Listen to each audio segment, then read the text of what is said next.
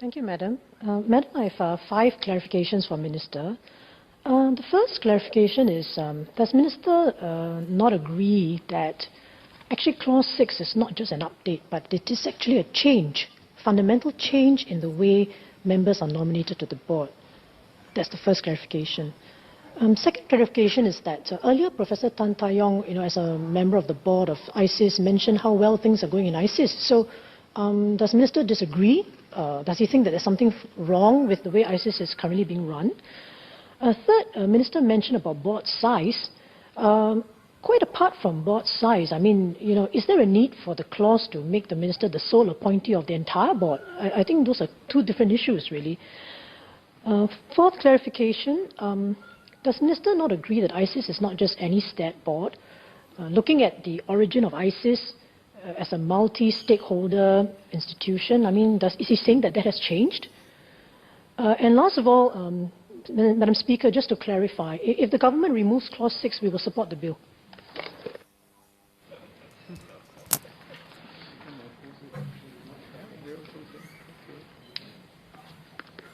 Madam Speaker, let me take each of these questions in turn. First, as an update. As I said earlier on, I hope that Ms. Lim, you have heard me carefully. I said that much has changed in the last 50 years. And I think in whatever we do, we need to update provisions in the law to keep up with the changes. I explained at length how over the years, ISEAS had built up a very wide and deep network of relationships. What was done in the past, where we needed various segments to support ISEAS work, we now have many, many institutions and many, many groups who are in support of ISEAS work. Second, you mentioned that Professor Tan Tai Yong had mentioned how well ISEAS has been doing.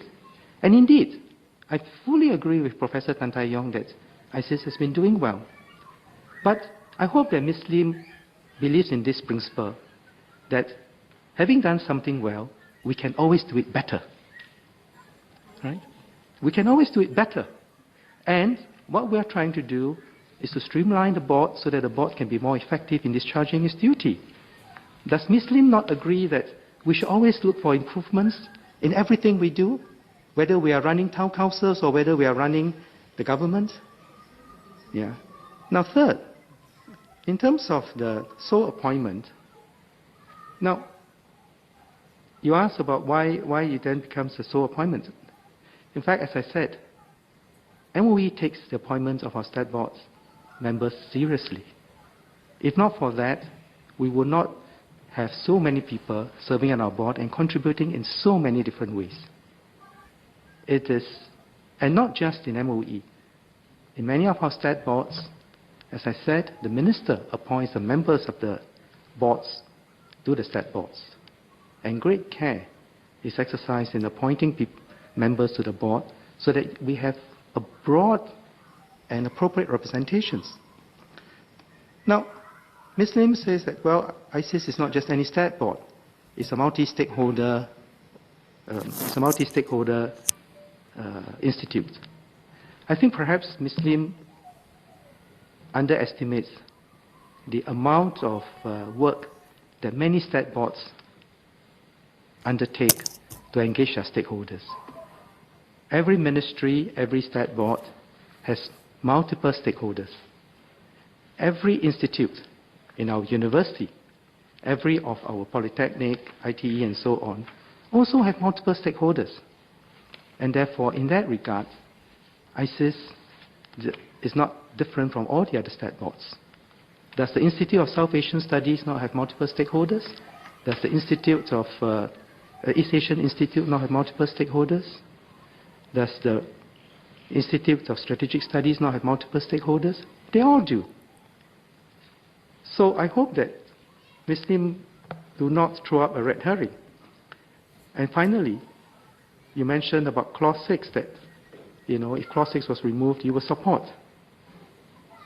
I really, really hope that you support the renaming sincerely, wholeheartedly, like all the other members who have spoken. that you do not throw up a red herring as a way of not supporting the bill, and then it is your decision, Ms. Lim, it's the decision of your party, but please do not throw up a red herring. Be sincere, be wholehearted in honouring Encik Yusof Ishak. That's all I ask of you.